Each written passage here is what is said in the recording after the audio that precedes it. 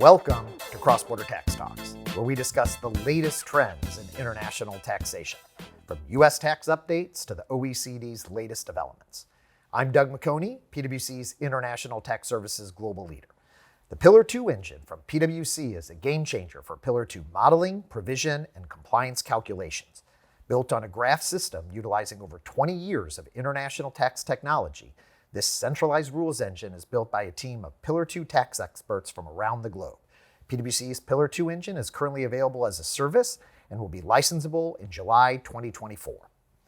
On this week's episode of Cross-Border Tax Talks, we're back in PwC's Policy on Demand studio in Washington, D.C., where I'm thrilled to have Pat Brown back on the podcast. Pat is an international tax partner and co-leader of PwC's Washington National Tax Services.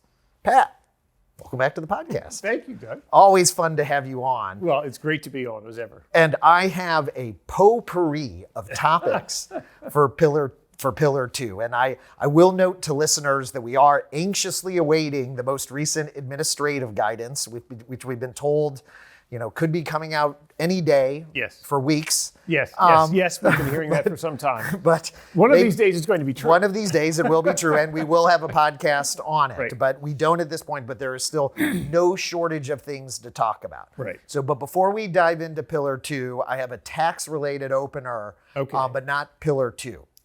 So we're going to play the complexity scale game here. Okay. 0 to 10. Okay. 0 being no complexity, 10 being the most complexity. Where are we on the complexity scale for the international tax system as a whole today? Yeah. So the temptation, of course, is to say 10. But if I say 10, there's no possibility for it to get more complicated. And I fear we're going to get more complicated. But I think we'd have to honestly say, 8. Yeah. 8, maybe 8.5 even. I was at 8.5. Yeah. I like 8.5. I mean, it has certainly been a challenge to stay abreast of everything that's going on. And you could take this back to, the start of my career, frankly, but the trend line has been, inexorably up. I mean, I feel like, there have been attempts along the way to achieve some measure of simplification. The TCJA started off with an attempt to achieve simplification. That, of course, was an early casualty of that process. Yeah, guilty is definitely not a simplifier. No, indeed. Yeah. So the reality is it just keeps getting more and more complicated, and I don't think it's going to change. All right, so you teased me there. You said, if you go back to the start of your career, when did you graduate law school and what? So I graduated in 1995. All right, so on the 0 to 10 complexity scale, where were we back in 1995? So if you'd asked me in 1995, I probably would have said 8 or 8.5. But that obviously was wrong. Now with hindsight. Right. I sort of think we should be thinking about this as like a logarithmic scale. So with each each increase in number, we go up by 10 times complexity. What's interesting about that, so 1995, I graduated from law school, started practicing tax law at a firm in New York City. 1996, the check the box regulations were released. I was 99 is when I graduated law school. All right. So check the box was released in final form in 1990, generally effective 1997. Mm-hmm. That obviously completely upended the world of international tax. Right. Completely upended it. And I think a lot of the complexity we've seen on the U.S. side in regulations has been attempts by Treasury, which frankly didn't start right away, were more, I would say, in the last 5 to 10 years. Every regulation package seems to be consumed by how do we think about this in a check-the-box world. So a lot of the complexity we see in regulations is sort of Treasury trying to get ahead of check-the-box planning and things like that. So that's been a big contributor of complexity. But I think when I think about the pillars, which we're going to talk about Pillar Two, of course, obviously another big source of complexity, I think, and you love your thoughts on this as well, Doug, the pillars really grew out of the global financial crisis, right? An event, 2007, 2008, large companies being considered too big to fail, at the same time being considered not to pay enough tax, countries basically facing fiscal extremis as a result of the financial crisis, and these too big to fail companies who were perceived to be at fault for the financial crisis, well, we should be taxing them. They're not paying enough tax anyway.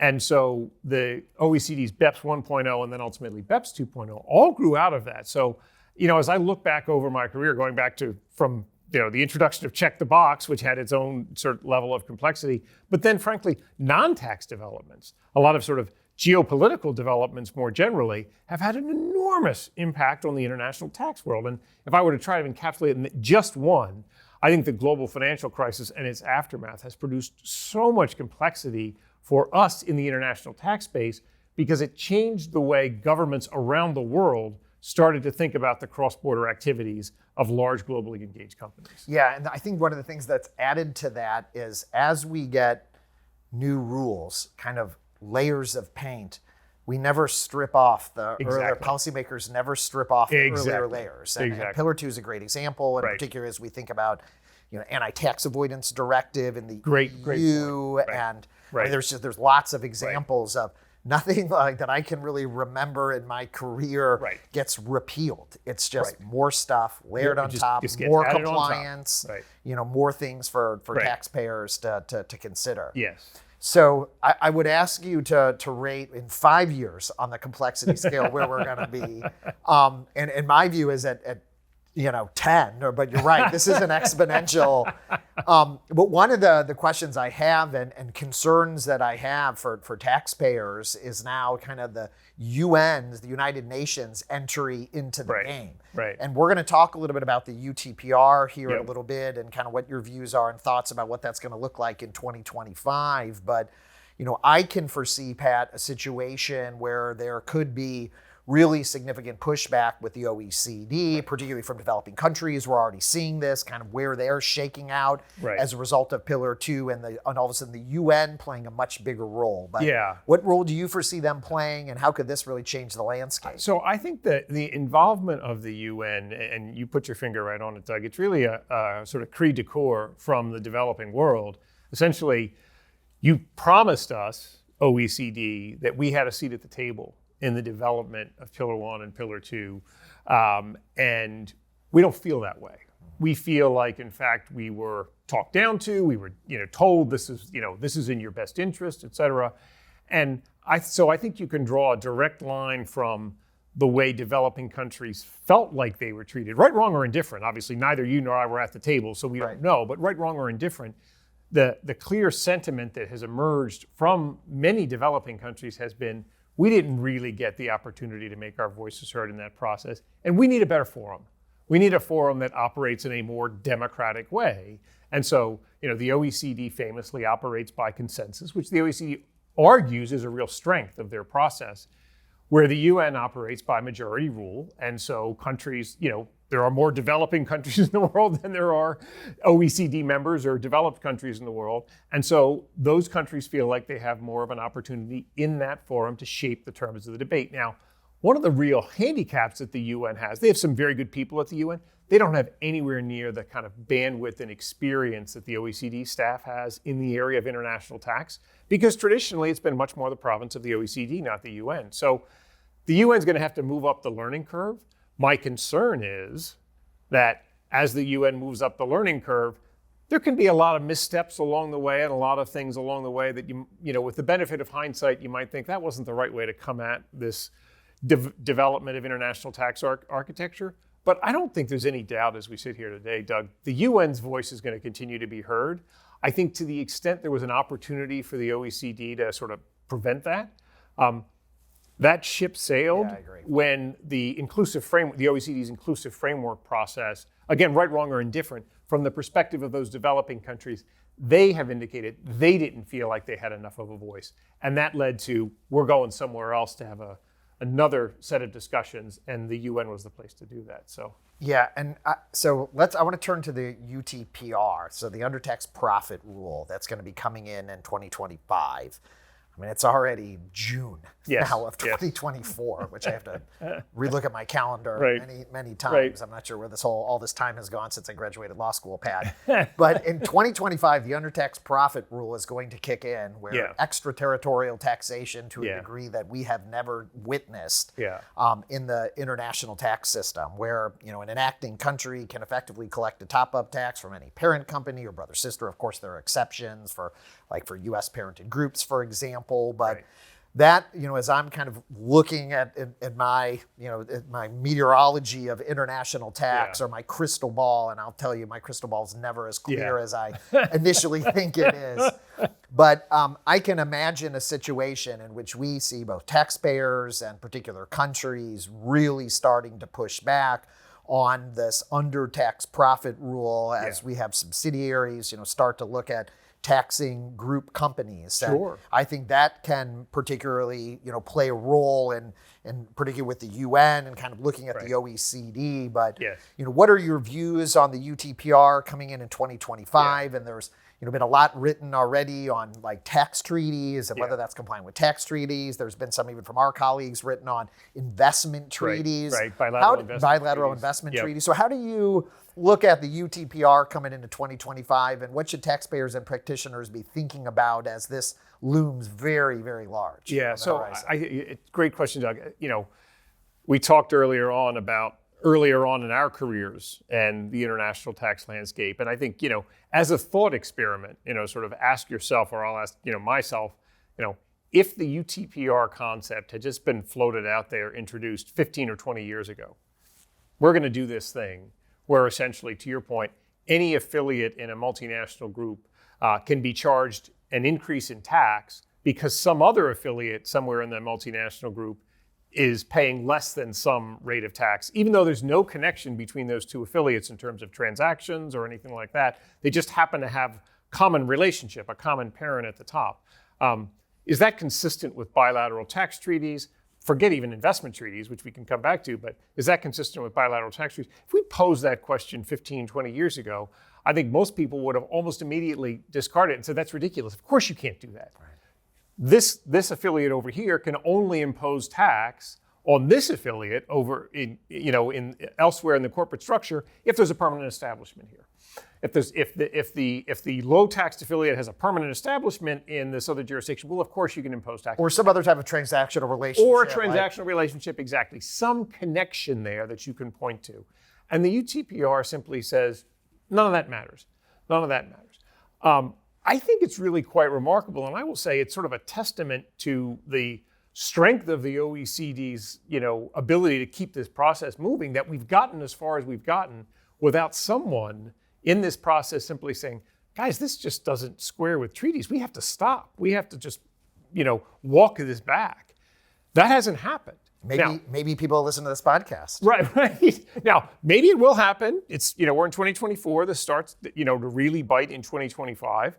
But it is remarkable to me as I sit here. I mean, it's one of the more remarkable developments in my career. Agreed. That we have this mechanism now for imposing tax by one country effectively on another country's income, because that's however you describe the UTPR, fundamentally what you're doing is you're saying country X gets to impose tax on income that is earned in country Y when there's no connection between country X and country Y activities.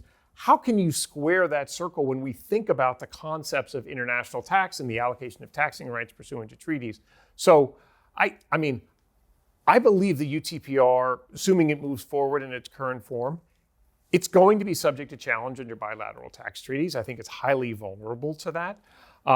Where those challenges go, who knows? The OECD, again, I sort of at some level tip my hat to them on this. They've tried to kind of inoculate the Pillar Two rules against these sorts of challenges by saying essentially, to the extent any one country or any taxpayer challenges the imposition of the UTPR, either because of a bilateral investment treaty or a tax treaty, essentially all the other countries just get to increase the amount of tax that they impose under the UTPR. So effectively, to try and take away any incentive from the taxpayer to essentially enforce their rights under a bilateral investment treaty or a tax treaty, say, you can do this, but you're just wasting your time because every other country is going to be taxing that income. And so you're going to spend a lot of money, you're going to spend a lot of time, but it will be unavailing. I still think it's going to be subject to challenge. I think there are taxpayers who are sufficiently concerned and aggrieved and believe this is inconsistent with international norms. The last thing I'll say about the UTPR, and I've asked this question previously to officials at the Treasury Department and the OECD, and it is, look, we think about the UTPR as this mechanism to enforce the Pillar Two rules, the global minimum tax at a 15% rate.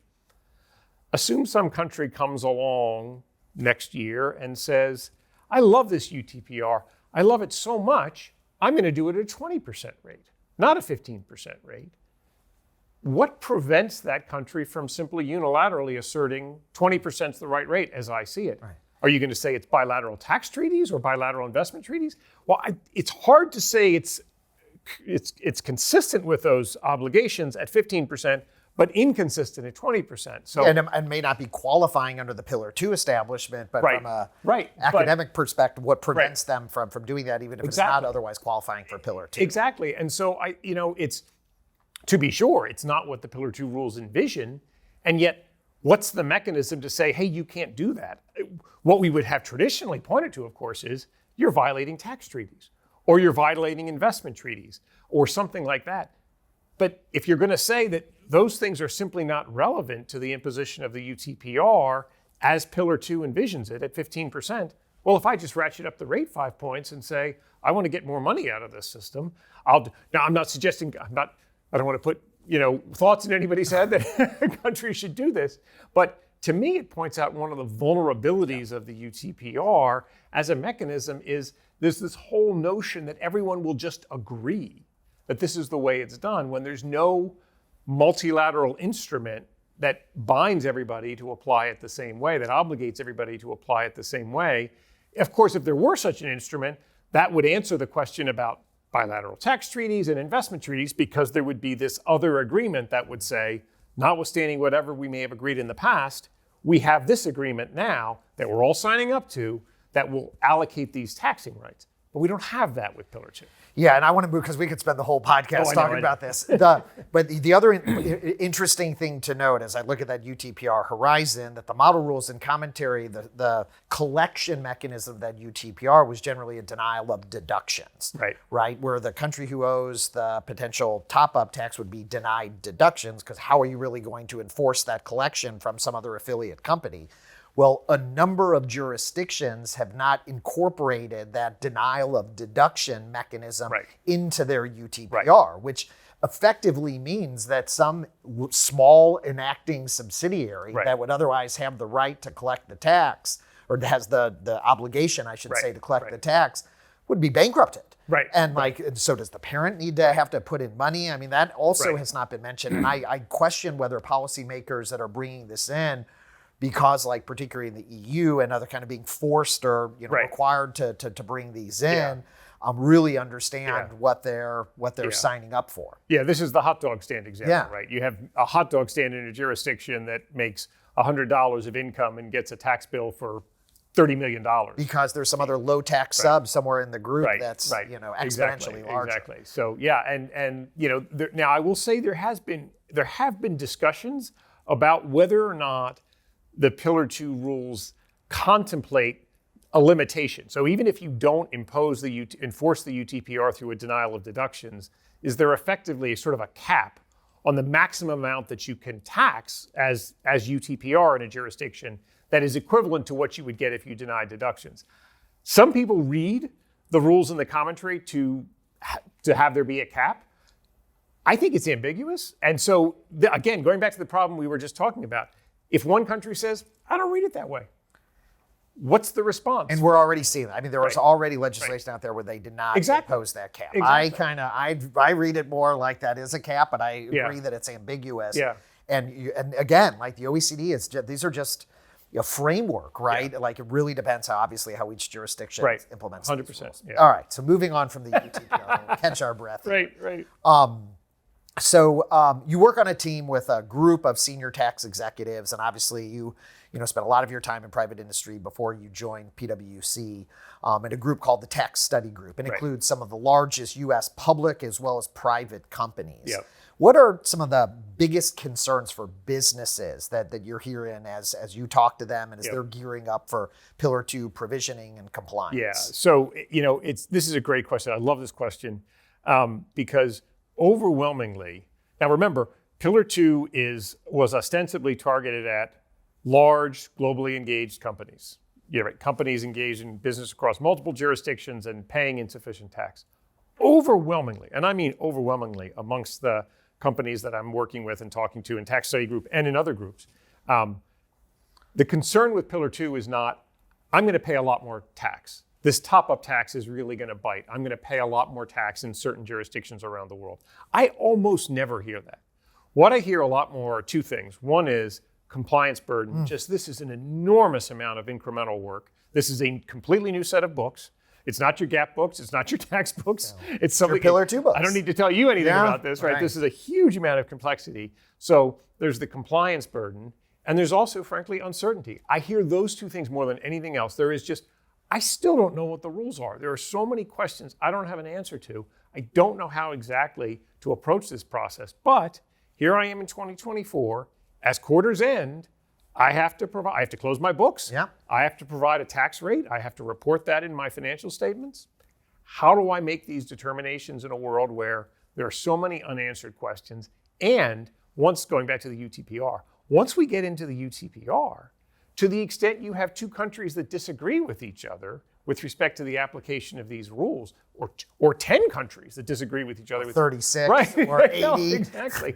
How do you then make an assessment as to how much tax you need to provide in your financial statements when you're potentially subject to literally multiple jurisdictions saying, I don't interpret the rules that way, or I understand that what you did appears to be on all fours of the literal language of the rules, but I'm going to apply my domestic law substance over form or economic substance or general anti-avoidance rules to come to a different answer. So uncertainty and compliance burden are overwhelmingly the things that come up again and again and again. And I think on the uncertainty point, you touched on the OECD issuing more administrative guidance.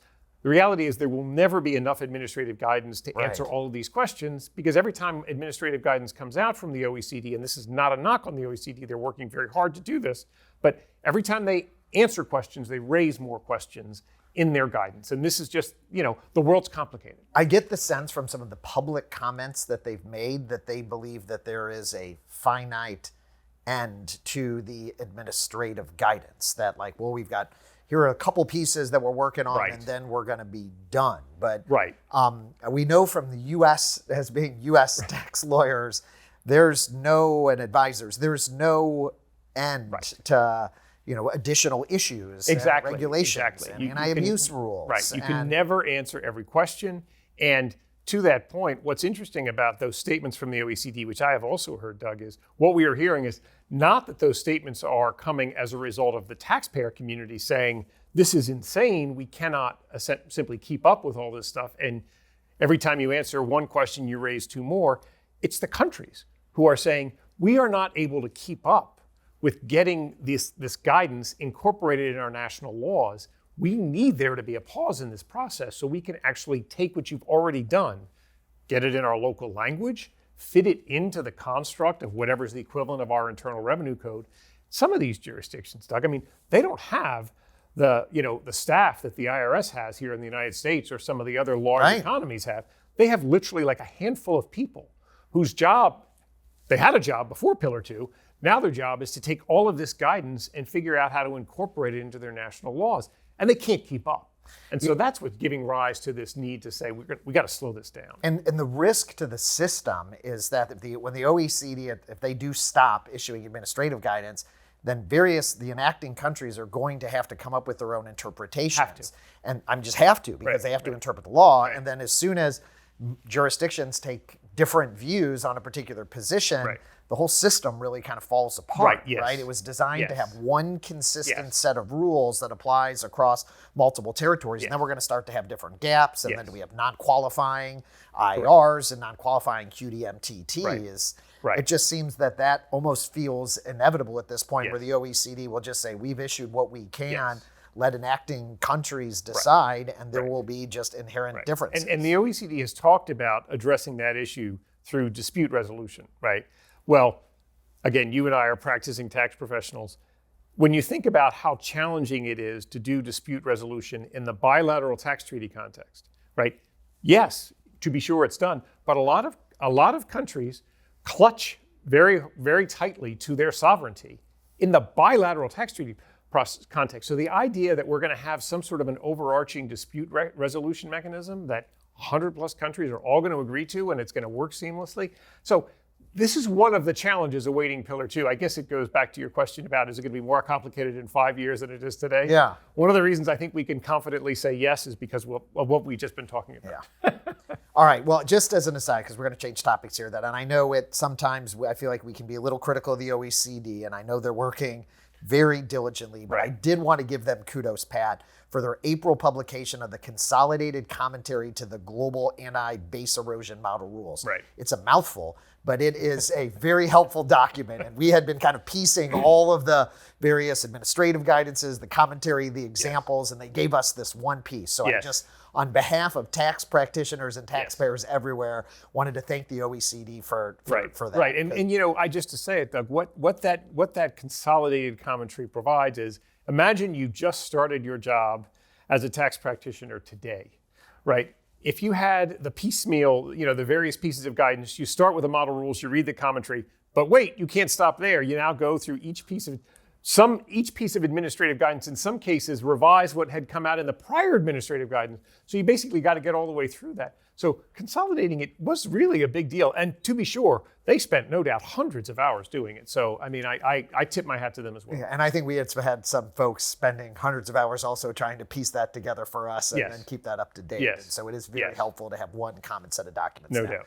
All right, so still staying with Pillar 2, but shifting gears here more to incentives. Right, we're starting to learn a lot about countries' proposed revisions to their incentive regimes. And this is not an inclusive list, but Vietnam was frankly kind of one of the ones that first stuck their head out. And there were some comments from the OECD that, I think they were a little, cautious after being the first ones to stick their head up. Singapore has recently, issued some proposed rules, Barbados, Switzerland, just to name a few. Right.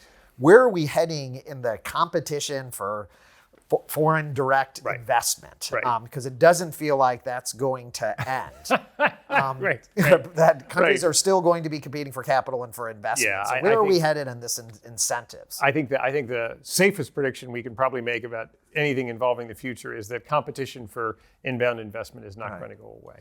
And, I think this is one of the challenges that the OECD faces. The OECD is in the countries involved in the process phase. So if Pillar 2 is going to work across multiple countries, it really does need to be a rules-based system.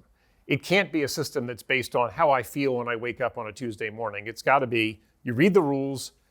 Hopefully most or all countries are interpreting the rules the same way, but it has to be a rules-based system. Now, if you have a system that says, these are the rules, if you want to have credits and incentives that are treated in a favorable manner under Pillar 2, these are the rules that you have to follow. It can hardly be surprising that countries that are competing for inbound investment say, okay, I'm going to read the rules and I'm going to follow the rules. And what we're seeing right now is a little bit, to your point, of pushback from the OECD saying, hey, don't get too clever in reading those rules. From the country's perspective, you might say, well, I'm just reading the rules. Yeah. This is not me cleverly or, in a nefarious way reading the rules. I'm just reading the rules. The rules are essentially telling me what I'm permitted to do, or indeed what I must do to be on the right side of the Pillar 2 rules in the design of my credits and incentives. So, it is my hope that as the OECD continues down this process and countries continue through this process, there's clearly a dialogue going on back channel between maybe not all countries, but some countries in the OECD. It is my hope that there will be a recognition that, and I think we're starting to see some of this, Doug, that there, in fact, are going to continue to be incentives. They will take the form that is endorsed effectively by Pillar 2, and countries are going to do it, and companies are going to have an input into that process. Companies that are significant investors in jurisdictions are going to be providing input to those jurisdictions saying, we would like you to design it this way because this is consistent with our investment profile and the activities we want to do. So it's my hope that that's the direction this goes, because if that's not the direction this goes, then you really don't have a rules-based system anymore. You have a system that's based on some arbiter, not yet identified, who simply decides, well, I don't feel good about this country, but I feel better about this country. And that's really going to be fraught. That, again, going back to the point of, do these developing countries feel like they've got a fair shake in this process? Not if they feel like they read the rules and they say, well, I read the rules and did what the rules said, and you're telling me I'm still not okay? Why is it not okay if I, as a developing country, do this, But you as a developed country who already have a lot of inbound investment and are frankly trying to protect what you already have, you're calling the shots on how I'm allowed to structure my desire to achieve what you already have. So it's not hard to see how this can go badly wrong. I want to be an optimist, and I actually am an optimist on this, that I think ultimately there is going to be, and I think already we're seeing this recognition, that we need to have a rules-based system. And so if you design your credits and incentives consistent with the rules, they're going to be on the right side of the line. Now, one thing I will just mention quickly, Doug, is the rules are, of course, still changing. Yeah. And one of the big ways they're changing is, of course, the U.S. R&D tax credit that we've heard about. Not a refundable tax credit, quite clearly not a good credit under the way the OECD rules are designed today. But the U.S. Treasury has said repeatedly and publicly and quite loudly, we need to get a better outcome for the U.S. R&D credit in the Pillar Two discussion. So as this process is unfolding and we're seeing this, these back channel discussions between taxpayers and countries and the OECD, we've got this enormous, this elephant in the room, which is, and what about the U.S. R&D credit or incentives like the U.S. R&D credit? And how is that going to play out over the course of the next month or year or two? We just don't know. Yeah, maybe a couple of points on that. On the U.S. R&D credit, I have had to remind some people that, that's not, I think that some policymakers in the U.S. think that, well, because we got the deferral, if you will, because the OECD gave the deferral on the UTPR, that this is not an issue for the U.S. fisc. But to the extent that it's a U.S. subsidiary of a foreign parented group, it is a issue this year. This year, if absolutely. If the foreign parent, if the non-U.S. parent has implemented the income inclusion rule, that is a problem today and there is really big, non-U.S. parented groups that have massive R&D. And to be sure, we want them. We, the United States, want them to have R&D in the United States. Absolutely. That's why we have the That's credits. why we have the rule. And then the other point that I was going to make, going back to kind of the developing countries, is that one of the reasons that developing countries become developed countries is because they are able to attract foreign direct investment. I think Exhibit A, Singapore, look at how that country has evolved, largely because of some of the tax incentives that were created decades ago. We've seen some of this with China manufacturing. I mean, there's a number of different countries. Well, Ireland. Ireland, if you look what Ireland did in the 90s.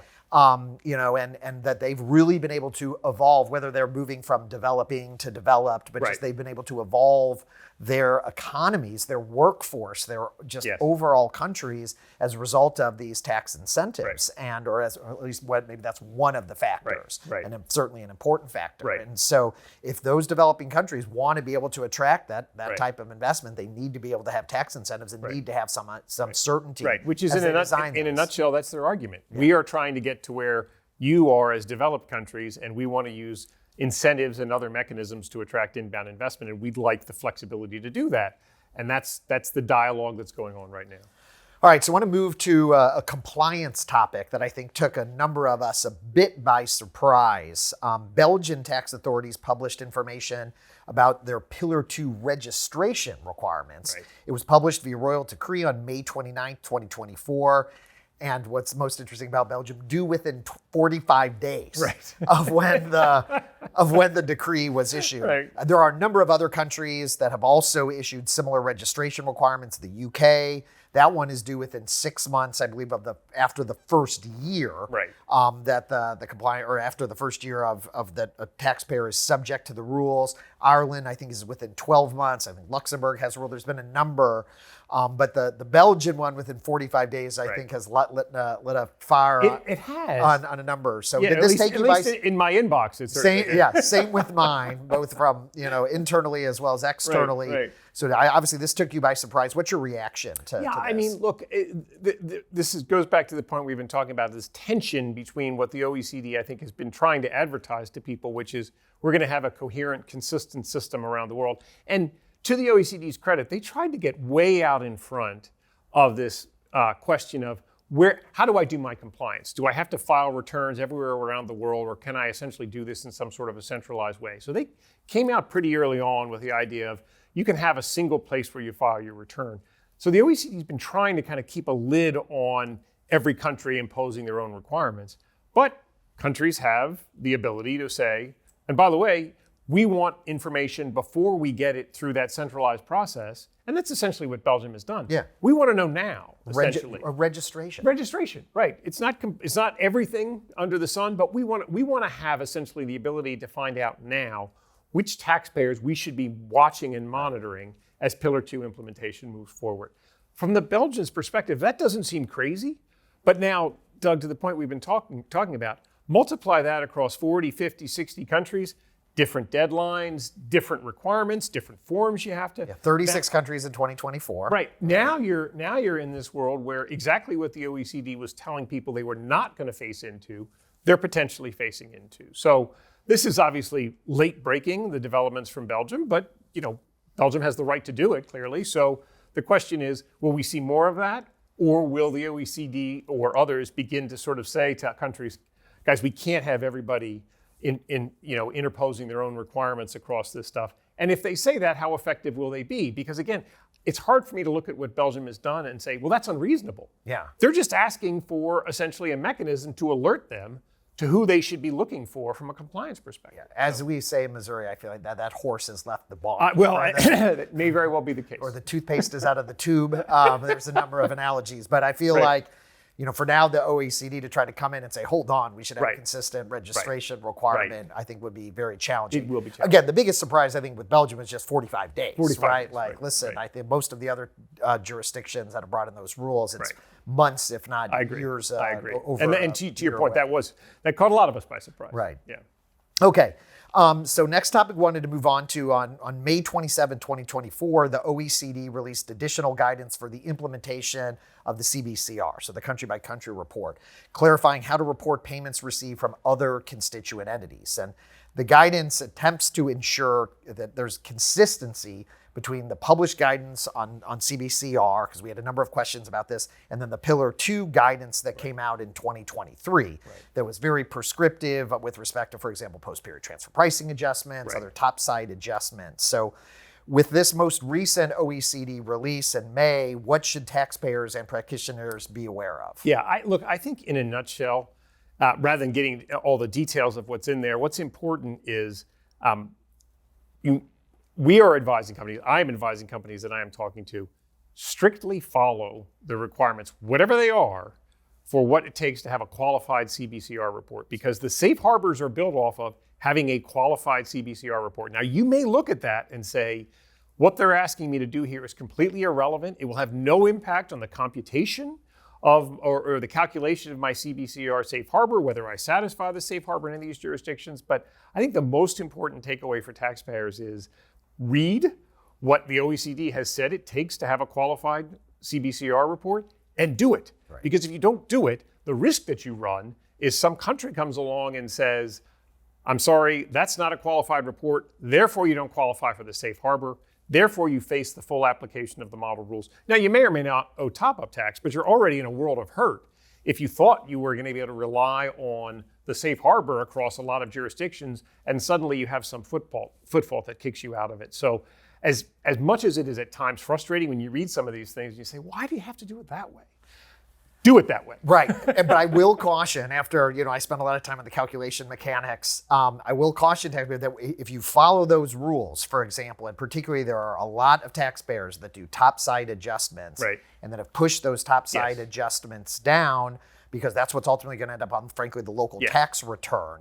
But where there's some sort of elimination company, and then if you follow the OECD's rules and you don't push that down, which is what you need to do, that can have very significant swings and potentially cause a particular constituent entity or jurisdiction to then fail the safe harbor. So I totally agree with your advice and the viewpoint. It's consistent with what I've been giving. But once you got to trace that string all the way through, because it could have big swings on whether you meet the safe harbor or not. And then it means, well, then you need to go, taxpayers got to go to accounting and say, hey, we can't book these things topside. Well, and that, Doug, that to me is the big point. So speaking from my experience inside of a company. Right, which I've never been. That's easy for me to say. Go talk to the accountants and have them change their process. But the reality is, I know from my experience, it can be hard to track down exactly how some of this stuff is done, right? Now, I think some companies are more pristine or more kind of organized about this, but for a lot of companies, you've got different business units that operate quite autonomously. The way they actually roll up their entries to create what becomes ultimately the financial statements that form the basis for the CbCR, it may not even be consistent within your own company. Right. And so figuring out who to go talk to and how they actually do it, and then by the way, explaining to them, well, we need you to do it differently. The response you may get but I'm going to do it the way I've done it. If you guys in tax need it done differently, that's on you. You go figure that out. So there may be probably will be some negotiation that has to go on in order to get this stuff done. And the biggest fear I have for companies is the question you don't ask, the things you don't know about that show up on the CbCR that cause it to not be qualified. So as painful as it is and as frustrating as it can be, I unfortunately think there's no other alternative but to really roll up your sleeves and dig into this stuff. Agreed. All right, so last question for you. This is gonna, I'm turning to the U.S. here. Right. So the U.S. House and Ways and Means Committee held a hearing on the president's fiscal year 25 budget request and Treasury Green Book with Treasury Secretary Janet Yellen. I think it was in May. Obviously, the prospects of the budget request and Green Book moving anywhere with divided government are slim, but still a number of interesting comments that came out. And the topics that were discussed included the two-pillar solution. And Secretary Yellen said, and I quote, "I strongly believe that the Pillar Two agreement that has been reached is very much in support of goals that are good for this country," closed quote. To close things off, Pat, what is your reaction to that statement? Oh, where to begin, Doug? In 2 minutes or less. Well, it's interesting. I'll give Secretary Yellen, obviously, she's the Secretary of the Treasury. She's a very busy woman. She's a very accomplished woman. She's got a lot on her mind other than just tax. She's not in the details of this stuff. I would also say, in Secretary Yellen's defense, Secretary Mnuchin probably would have said something very similar. This is in the interest of the United States. To be clear, there's been a lot of distance that has traveled between Pillar Two as we understood it when Secretary Mnuchin was Secretary of the Treasury and today. And by that I mean, when Secretary Mnuchin was at Treasury, the basic idea was we in the United States have the world's first minimum tax. And if the rest of the world wants to get on board with a minimum tax, we think that's good. Yeah. Which is guilty. You're referring to guilty, which really was the first minimum tax. I think that perspective, understood at that level, I could say, yeah, I'm on board with that. I actually think that makes sense. What has happened in the interim, of course, is what we've seen with Pillar Two as it has developed is U.S. credits and incentives like the R&D credit are clearly on the wrong side of the line when it comes to Pillar Two. FDII on the wrong side of the line on Pillar Two. And so there's really an effect on, there's a curtailing of the ability of the U.S. to make tax policy for the United States. I think that's a problem. I think it's a problem, but who cares what I think? I think a lot of members of Congress from both parties think it's a problem. So addressing that fundamental point, some people call it sovereignty. I think that's a fair way to summarize it. The sovereignty point, I think, is an issue. The other point, though, is the revenue implications of this. And of course, there are a lot of things that went into the revenue implications of this. The development of QDMTTs, the stacking order for QDMTTs to come before GILTI, and the implications of that for U.S. revenue. The reality as we see it today is if the U.S. got rid of its GILTI regime completely and replaced it lock, stock, and barrel with Pillar Two, it would be a revenue loser for the United States. So, when you say this is good for the United States, well, it doesn't appear to be from a revenue perspective, and it doesn't appear to be from the standpoint of sovereignty. So to me, if you're going to get into the details of it, it's maybe a little bit heroic to say, getting the rest of the world on board with a minimum tax, hey, that's good for the United States. At that level, I agree.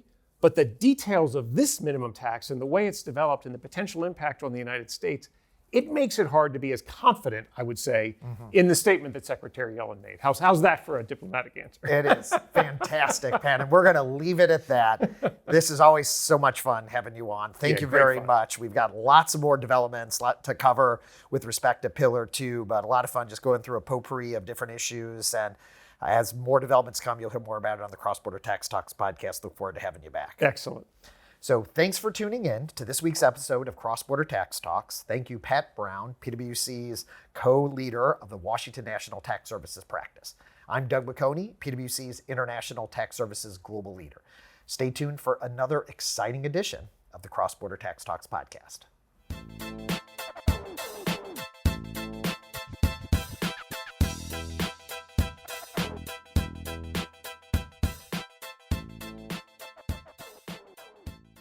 This podcast is brought to you by PwC, all rights reserved. PwC refers to the U.S. member firm or one of its subsidiaries or affiliates and may sometimes refer to the PwC network. Each member firm is a separate legal entity. Please see www.pwc.com/structure for further details.